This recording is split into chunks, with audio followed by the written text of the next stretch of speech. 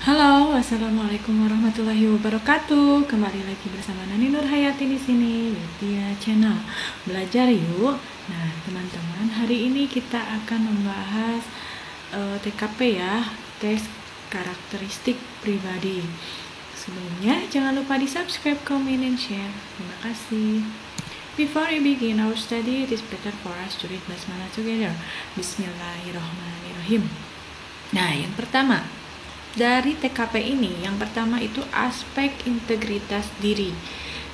Aspek integritas diri ini adalah bertujuan untuk mengukur tingkat kebaikan atau ketulusan hati seseorang dalam kehidupan sehari-hari. Nah, tes ini dijadikan acuan kesesuaian antara tingkah laku peserta terhadap perkataan dan perbuatan yang dilakukan. Biasanya, kualitas kepribadian seseorang itu sebanding dengan integritas dirinya.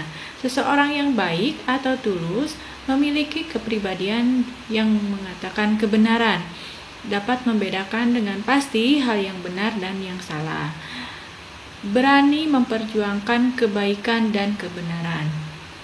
Pada aspek integritas diri ini, tidak takut terhadap resiko apapun yang menimpa atas tindakannya, sehingga dia bisa mempertahankan kebenaran meskipun risiko ditanggung bisa saja dapat mengancam kelangsungan karirnya. Pribadi yang berintegritas maksudnya itu jujur, tegas, dan disiplin. Nah, semakin tinggi integritas yang ada dalam diri kita, maka semua pihak akan segan dan hormat kepada kita, ya.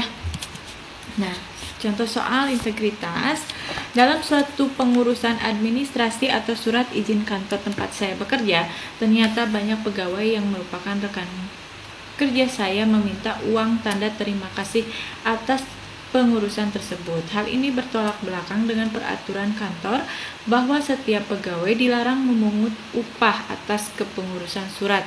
Nah, tindakan saya adalah, ya, kita lihat dari skor yang paling kecil ya. Skor yang paling kecil adalah yang A. Kenapa yang A? Karena yang A itu ikut melakukannya adalah merupakan tindakan yang menandakan Anda itu bukan pribadi yang baik. Yang ini ya, ini poinnya 1. Kemudian kita lihat lagi. Yang poinnya 2 adalah yang C. Yang ini yang 2. Karena apa? Karena alasan gaji kecil itu tidak dapat dibenarkan. Ya, gaji kecil itu tidak dapat dibenarkan. Uang tambahan yang Anda dapatkan berasal dari sumber yang tidak baik. Yang ini ya. Kemudian lihat lagi skor yang ketiga adalah yang ini. Karena usaha agar tidak melakukan hal tersebut memang sudah baik. Tetapi di sini ada kesempatan, namun jika ada kesempatan itu merupakan tindakan tidak kuat hati ya. Jadi ini tergoda sebenarnya ya. Jadi ini poinnya 3. Kemudian yang poin 4 itu ada di poin D. Ini poinnya 4. Terkadang itu berawal dari solidaritas. Anda bisa menyelami atas dasar apa rekan-rekan kerja Anda itu melakukan hal tersebut. Barulah ambil cara agar bisa menyadarkan rekan-rekan agar meninggalkan hal yang tidak baik. Namun bukan berarti tindakan ini tanpa risiko ya. Jika Anda tidak mampu mengendalikan diri, maka di sini yang D ini kita juga akan terjerumus ya. Nah, paling benar yang poinnya paling banyak adalah yang B. Ini poinnya 5. Kenapa? Karena menunjukkan pribadi yang memiliki prinsip. Jadi tidak sedikit pun terlintas di benak ya. Itu jadi jawabannya yang B. Kemudian yang kedua adalah aspek kejujuran. Nah, intinya untuk meningkatkan kejujuran itu harus dengan norma agama yang kita anut. Ketulusan hati dalam melakukan perbuatan, selalu berkata benar. Dan kita itu tahu mana yang curang, kemudian mana yang salah gitu ya. Jadi kita ikuti gerakan pemerintah berani jujur itu hebat ya. Biasakanlah berbuat jujur karena hidup Anda itu akan tenang ya. Kejujuran adalah sangat penting karena setiap tindakan pasti akan dipintai pertanggungjawabannya, baik selagi masih di dunia maupun nanti kita di akhirat. Oke. Nah, contoh soal kejujuran. Suatu hari pada saat penerimaan CPNS, saya dihubungi oleh seorang oknum yang mengaku salah satu panitia seleksi penerimaan CPNS. Dalam pembicaraan tersebut, tampaknya orang itu menawarkan bantuan agar bisa diterima menjadi PNS dengan cara memberikan sejumlah dana yang telah ditetapkan. Sikap saya adalah mana yang benarnya ya? Kita lihat dari poin yang terkecil dahulu. Poin yang terkecil dahulu adalah yang B. Dihubungi panitia itu sangat langka katanya. Jadi langsung menerima penawaran. Itu salah, paling salah. Kemudian skor yang kedua adalah mempertimbangkan dahulu, kemudian mengkomunikasikan dengan keluarga. Nah, ini poinnya 2. Kemudian poin yang ketiga adalah yang yang E ini, segera meminta pertimbangan keluarga. Langsung gitu ya, tanyain emang gitu ya, kalau misalkan dapat CPNS harus minta bantuan gitu ya, segera langsung. Itu salah ya. Kemudian poin atau skor yang keempat adalah yang D. Nah, yang D ini karena di sini tindakan yang baru bisa Anda lakukan saat ini tidak masalah, kedepannya dipikirkan lagi, jangan sampai niat tidak baik mengotori usaha Anda, jangan ya. Kemudian yang paling baik itu adalah skor yang paling gede adalah yang A, yang 5 ya, yang benarnya, karena menunjukkan Anda itu memiliki prinsip jujur ya. Jadi usaha sendiri gitu ya. Jadi jawabannya adalah A. Yang ketiga adalah aspek bekerja mandiri dan tuntas atau tanggung jawab. Nah, kemampuan bekerja sendiri, mandiri sampai tuntas adalah bentuk tanggung jawab, berusaha dengan sebaik-baiknya, teliti dan hati-hati dalam setiap tindakan. Kemudian selalu berpikir positif, tidak pernah takut gagal, mempertimbangkan dengan matang tindakan yang diambil, dan yakin akan hasil yang terbaik pasti Tuhan yang menentukan. Jadi pahamilah bahwa setiap tindakan itu pasti dimintai pertanggungjawabannya ya. Contoh soalnya, dalam suatu proyek kerja lapangan, saya diberi kepercayaan untuk memimpin sebuah tim. Pada akhir laporan kerja, ternyata hasilnya mengecewakan. Setelah ditelusuri, salah satu anggota tim telah melakukan kesalahan, maka seharusnya hal tersebut itu berarti mengabaikan hal yang semestinya menjadi tugas pemimpin, yang C ini. Kemudian skor yang kedua adalah yang H. Ini skor yang kedua. Kenapa? Dia bersifat otoriter dalam kepemimpinan. Jadi tidak akan bisa membuat kepemimpinan Anda berlangsung lama kalau di sini, karena tidak mau disalahkan, dia angkat tangan ya. Kemudian skor yang ketiga adalah hal itu mutlak menjadi kekeliruan anak buah. Nah, kalau ini dia setelah melakukan penelusuran dan menemukan anak buahnya yang melakukan kesalahan, bukan berarti melimpahkan seluruh pertanggungjawaban ke orang tersebut ya. Bagaimanapun semua itu harus andil. Kemudian skor yang keempat adalah yang ini, yang D. Nah, di sini introspeksi ke dalam hal tersebut itu harus dilakukan. Namun Anda selaku pimpinan tetap yang paling bertanggung jawab dan harus mampu memberikan pertanggungjawaban ke publik ya. Jadi skor yang paling besar yaitu yang B ini. kita sebagai pemimpin itu juga harus turut bertanggung jawab ya. Karena apa? Karena kita adalah pimpinan proyek gitu ya, jadi ikut bertanggung jawab. Lanjut, yang keempat adalah aspek kemampuan beradaptasi. Nah, kemampuan beradaptasi itu yaitu mampu dengan segala bentuk penyesuaian diri seperti beradaptasi dengan lingkungan yang baru, suasana baru, rekan kerja baru, atasan baru, peraturan baru, dan hal-hal yang lain yang berbeda dari biasanya yang dialami ya. Jadi kita itu harus menyukai perubahan sehingga tidak takut lagi dengan perubahan. Perubahan menjadi pribadi yang selalu berpikir maju, mau belajar hal-hal yang baru, begitu ya.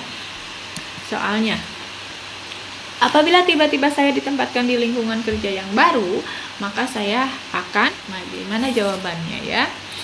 Ya, kita lihat dulu skor yang paling kecil ada di skor 1, yaitu berkenalan dengan rekan kerja hanya jika membutuhkan bantuan. Kalau ada butuhnya baru kenalan gitu ya. Itu menunjukkan sikap dan tindakan yang egois ya, tidak peduli dengan lingkungan. Kemudian skor yang kedua adalah menunggu rekan kerja yang ingin berkenalan. Nah, ini menunjukkan Anda bersikap pasif ya. Kemudian skor yang ketiga adalah ini, perlu waktu untuk mengenal rekan kerja yang baru ya. Ini skornya 3. Perlu waktu boleh saja, tetapi jika terlalu lama maka akan menunjukkan kemampuan adaptasi Anda itu lambat ya. Kemudian poin yang keempat adalah yang E. Yang ini poin 4. Senang sekali jika ada rekan kerja yang ingin berkenalan dengan saya. Itu menunjukkan Anda tidak skeptisnya. Kemudian yang paling bagus adalah yang D. Langsung mampu akrab. Nah, ini menunjukkan adaptasi ya. Kemudian yang kelima adalah aspek kemampuan pengendalian diri ya. Pengendalian ini kita berpikir terbuka, kemudian dewasa dalam bersikap, senang berinteraksi dan memiliki interaksi sosial yang baik, mampu berkomunikasi dengan baik, memiliki second opinion atau pilihan cadangan agar terhindar dari sikap emosi yang merusak. Apabila Anda ingin meluapkan emosi, maka pilihlah kegiatan yang positif yang mampu menyalurkan emosi Anda, seperti olahraga ya. Beberapa metode pengendalian diri dapat dilakukan dengan puasa, yoga, atau meditasi.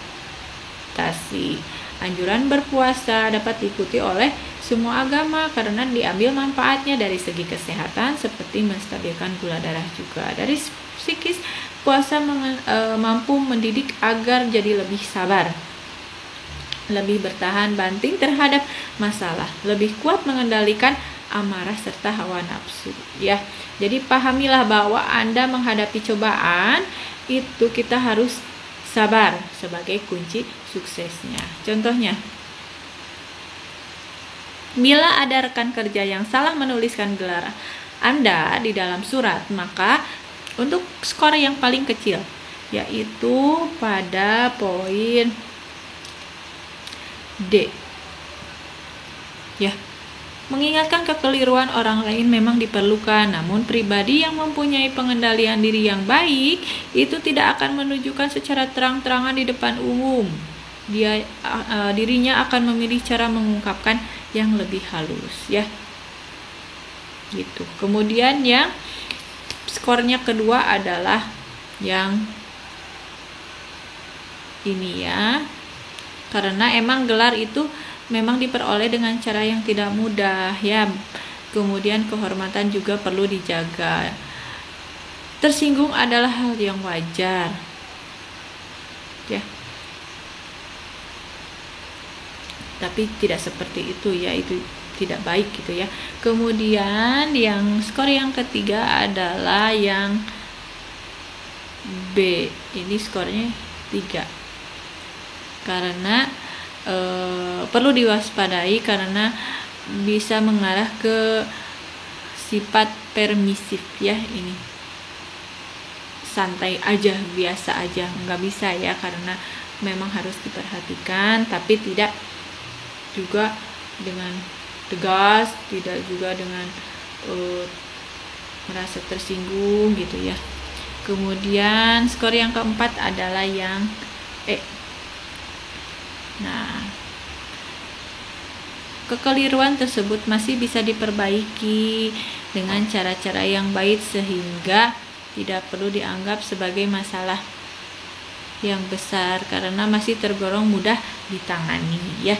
Jadi jawaban yang benar adalah skor paling besar, yaitu mengingatkan kekeliruannya dengan baik-baik ya. Ini yang paling benar, yaitu yang C. Lanjut, yang keenam adalah aspek semangat berprestasi. Nah, semangat akan meraih kesuksesan karir yang gemilang, hampir selalu mendapatkan promosi, kenaikan jabatan dari atasan atas kinerjanya, mendapat kenaikan jabatan dengan cepat karena prestasinya, berpikirannya terbuka, selalu berpikir positif, berusaha untuk menjadi yang terbaik. Jauhkan pikiran dari keinginan untuk memperoleh promosi dengan cara-cara yang tidak baik, karena hal itu akan mematikan daya inovasi pikiran dan semangat prestasi. Masuk ke dalam kumpulan orang-orang baik, akan terbiasa dengan kultur yang baik pula. Kemudian bergaul dengan orang yang selalu punya semangat untuk mendapatkan prestasi tinggi agar ikut tertular olehnya. Ya. Nah, soalnya contohnya itu saya harus menyelesaikan tugas dengan cepat karena tugas tersebut telah dibatasi waktu pengerjaannya oleh atasan di kantor. Beliau memberikan batas waktu, yaitu hari Jumat dalam minggu ini. Saya akan skor yang paling kecil ini ada di poin A ya. Batas waktu itu sudah sangat jelas, artinya pekerjaan yang memiliki batas waktu terdekat masuk dalam skala prioritas yang harus dikerjakan terlebih dahulu. Jadi jangan meminta perpanjangan waktu ya. Kemudian poin yang kedua adalah yang D. Nah, ini batas waktu itu kan sudah jelas ya, hari Jumat. Sehingga yang harus ditaati adalah mengerjakan semaksimal mungkin sebelum batas waktu yang ditentukan. Kemudian yang skor yang ketiga adalah yang ini, yang E. Teman yang dimintai tolong itu harus kita pastikan dulu kondisinya luang, enggak gitu ya, sehingga tidak merepotkan. Minta tolong juga ya. Kemudian poin yang keempat adalah yang ini, yang B. Karena mepet-mepet di sini melaksanakannya tepat waktu hari Jumat. Ini juga menunjukkan sikap tanggung jawab ya, bagus. Tetapi yang paling baik adalah mencoba menyelesaikannya di hari Kamis ya, karena bisa aja itu menunjukkan prestasi, semangat ya, semangat prestasi. Kemudian tidak mepet-mepet ya, lebih baik gitu ya sebelum hari Jumat. Oke, yang ketujuh adalah aspek inisiatif. Daya inisiatif ini diperlukan untuk membuat situasi menjadi lebih baik, membukakan pikiran Anda, memperbanyak wawasan. Kemudian berlatihlah berpikir cepat, detail, logis, dan terstruktur. Jadi pendengar yang baik bisa juga. Kemudian jadilah yang pertama memberikan ide-ide segar dalam pekerjaan. Jadilah pribadi yang aktif, jangan hanya diam, jangan hanya menunggu perintah atasan. Jadi harus inisiatif ya, jadi PNS itu. Contoh soalnya, pimpinan Qatar menggelar rapat kerja membahas penyusunan rencana kerja untuk tahun anggaran depan. Setiap pegawai diharapkan mempersiapkan usulan untuk kegiatan tahun depan. Nah, respon saya, poin yang sangat kecil, yaitu poin skor A, skor 1 maksudnya, pada jawaban yang B, mengurungkan diri. Ya, itu sikap pasif, tidak inisiatif ya. Kemudian skor yang kedua adalah yang E. Ini skornya 2. Mengajukan ide pada dasarnya tidak pernah salah, sehingga tidak perlu ragu. Nantinya ide tersebut belum tentu diterima. Jangan ragu-ragu, mungkin nanti juga pimpinan kantor akan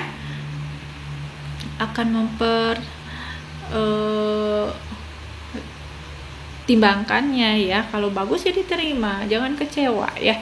Kemudian skor yang ketiga itu ada di poin D. Mengajukan ide pada dasarnya tidak pernah salah, sehingga tidak perlu terlalu banyak pertimbangan. Ya. Jika terlalu banyak pertimbangan, maka akhirnya tidak ada ide yang dilontarkan gitu ya. Kemudian dilihat lagi dari poin keempat. Nah, poin keempat ini ada di yang C. Nah, ini menunjukkan inisiatif nih ada, tetapi kurang karena perlu paksaan dari pimpinan. Jadi yang paling benar adalah yang E, poin yang 5 ini langsung dia berminat, punya ide kegiatan sehingga nanti bisa dipertimbangkan oleh pimpinan, menunjukkan sikap inisiatif ya.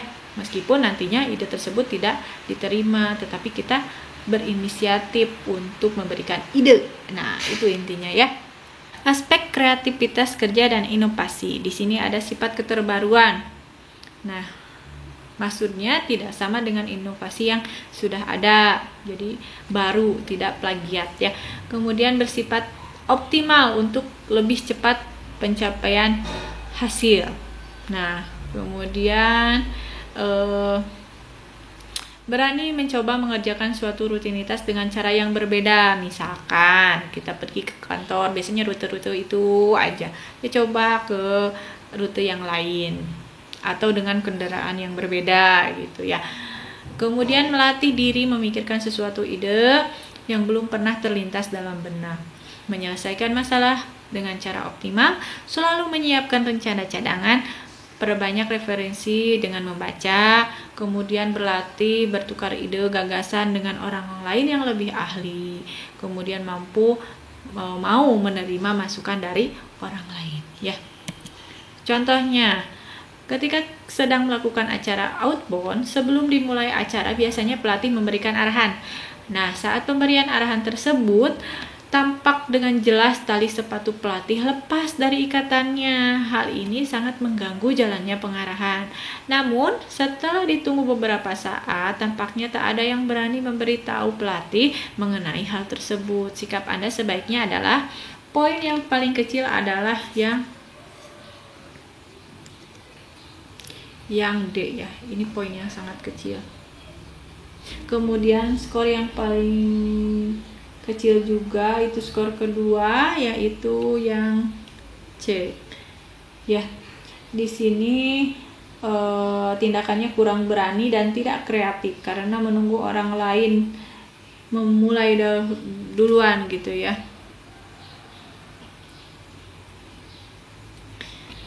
Berharap ada peserta lain yang mengingatkannya gitu ya. Poin yang ketiga atau skor ketiga adalah yang E.